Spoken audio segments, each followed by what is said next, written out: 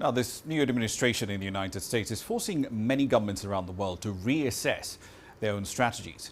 Donald Trump's inward turn and his rejection of many global initiatives, say, for example, the Paris Climate Agreement, his rejection of the WHO, and so on and so forth, all of those have caused concern in African economies, especially where countries are concerned about what might happen if American aid or special trade policies like AGOA are cut off entirely.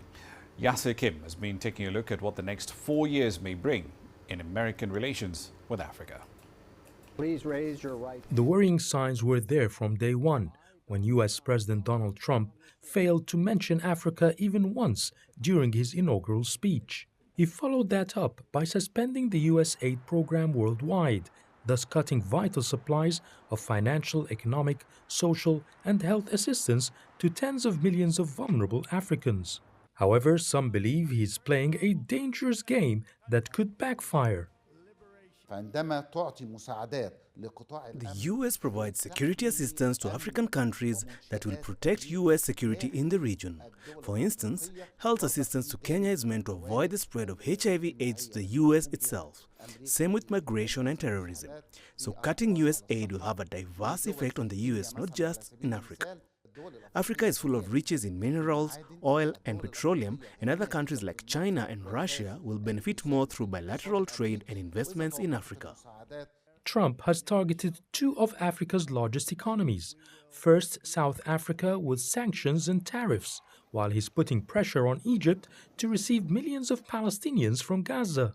I see that nobody is important to Trump. South Africa is coming in the context of the international tribunal, and because South Africa took a stand and presented the case against Israel. And you know, the relations between Trump and the Israelis are so important to him that anybody that can touch on this relation will be punished. Egypt is not an exception. I'm sure that he did this to continue the pressure on Egypt. So we are dependent on the United States for our armament. But Egypt was more intelligent from the beginning, and we diversified already the sources of our arming. The U.S. president had earlier threatened not to renew the AGOA, a scheme which enables many African countries to export products to the U.S. without tariffs. In response, analysts expect African countries to look internally rather than depend on the U.S. In many places, they're actually looking to curb their dependence on the West. We have the initiative of the NEPAD, for example, which is very important in this regard. And in many countries, they prefer to use even African investments and African business people than using Western investment or Western business people. This is a very important objective for the whole of the continent, and the African Union put this as one of its objectives.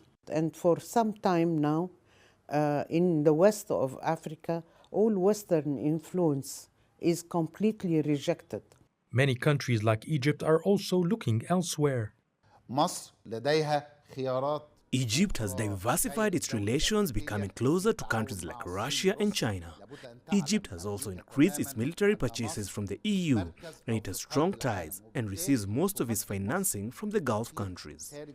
Trump's first term saw him largely sideline Africa, and his early decisions in his second term could mean a repeat of these policies for the next 4 years. Yes, Hakim for CGTN, Cairo, Egypt.